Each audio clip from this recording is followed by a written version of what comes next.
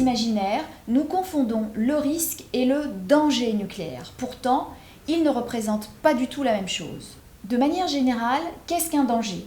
Son sens peut être ambigu. En effet, si vous allez chercher sa définition, il est souvent associé, voire synonyme de risque. Pourtant, les deux notions ne sont pas du tout synonymes.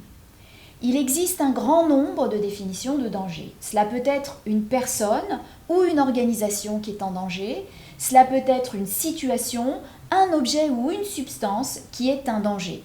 Dans tous les cas, le danger constitue une menace pour la santé ou même l'existence d'une personne ou d'une organisation.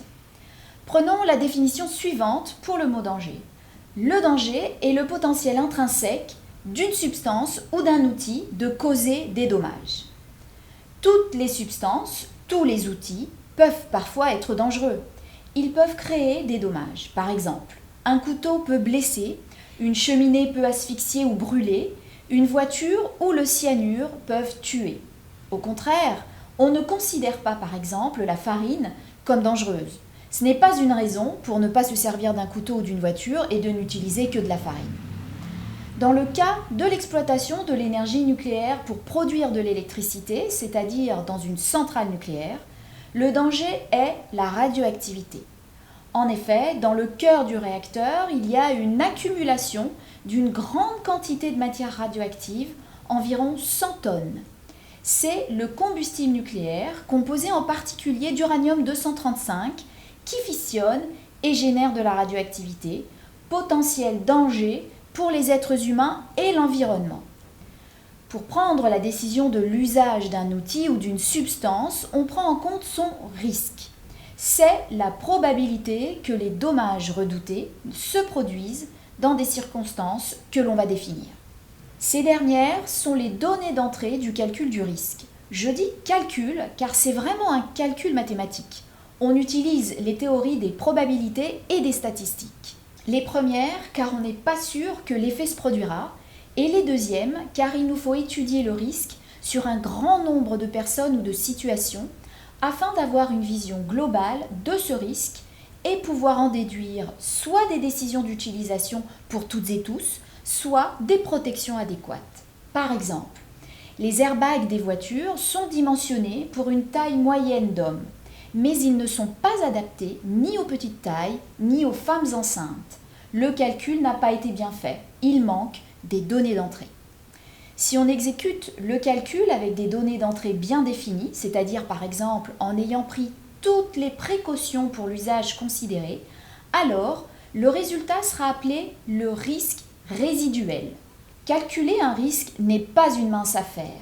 Il faut prendre en compte énormément de facteurs, parfois corrélés les uns aux autres. Parfois, plusieurs dangers sont à prendre en compte ensemble. Il faut pouvoir répondre aux questions suivantes. Comment et où est utilisée la substance ou l'outil ? Quelle quantité de substance est utilisée ? Combien de temps dure l'exposition aux dangers générés par cette substance ou l'usage de l'outil ? On fait ce que l'on appelle une évaluation ou une analyse de risque. Et à partir des résultats de cette dernière, des décisions d'utilisation, des précautions d'emploi seront définies. Dans le cas des exemples que j'ai cités juste avant, il existe une probabilité plus ou moins grande que les dommages se produisent pour chacun des outils ou des substances. Si cette probabilité est grande, on va soit interdire l'utilisation pour certaines situations, par exemple, un enfant n'utilisera pas un couteau de boucher, soit mettre des protections, des gants dans le cas d'un cuisinier, des airbags dans le cas d'une voiture. Et vous me direz, la farine, eh bien c'est pareil. Bien qu'elle soit une substance réputée inoffensive, elle peut devenir un risque pour le boulanger qui travaille tous les jours avec. Il existe une probabilité non nulle qu'il développe des maladies professionnelles du fait du contact avec la farine. Dans le cas du risque nucléaire, dans certaines situations accidentelles graves, il est redouté que la radioactivité s'échappe du cœur malgré les protections mises en place et qui sont, dans ce cas-là, au nombre de 3. L'enveloppe dans laquelle est mis le combustible, appelée la gaine de combustible, un circuit d'eau autour du combustible, appelé le circuit primaire du réacteur, et le bâtiment qui abrite le cœur, appelé enceinte de confinement. Ce sont les 3 barrières de confinement. Que se passe-t-il si cette radioactivité s'échappe? Eh bien, les substances radioactives sont dangereuses pour les êtres humains et l'environnement. Elles peuvent irradier ou contaminer les personnes exposées. Il est donc primordial de calculer le mieux possible le risque nucléaire, c'est-à-dire la probabilité que la radioactivité crée des dommages aux êtres humains et à l'environnement. C'est le rôle des analyses de sûreté. Mais cela, c'est une autre histoire.